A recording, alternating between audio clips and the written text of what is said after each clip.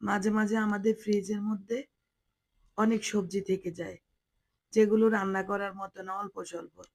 যেমনটা আমার বাসায় কয়েকটা পটল ফ্রিজে পেলাম। ভাবলাম খুব মজার একটা ভর্তা তৈরি করি। পটলগুলোকে খোসাসহ সিদ্ধ করে নিয়েছি একটু লবণ দিয়ে। আর এদিকে ছোট চিংড়ি, শুকনা মরিচ, লবণ নিয়েছি বাটনিতে, আর নিয়েছি পেঁয়াজ। এখন ১ম এ আমি শুকনা মরিচ আর লবণটাকে বাটনিতে এভাবে বেটে নিব। এই বাটনিটা যাদের আছে তারা জানেন কত উপকার, আর যাদের নাই তারা চাইলে এরকম একটা কিনে নিতে পারেন।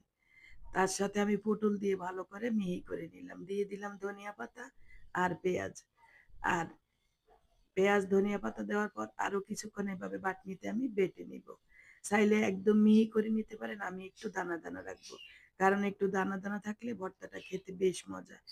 কি এই পটলটা তরকারি রান্না করার মতো ছিল না। অল্প কয়েকটা ৩ থেকে ৪ টা হয়তো ফেলে দিতে হতো। তাই আমি ফেলে না দিয়ে খুবই মজার একটা ভর্তা তৈরি করে ফেললাম। গরম ভাতের সাথে কিন্তু খুব মজা খেতে। চাইলে আপনিও তৈরি করতে পারেন।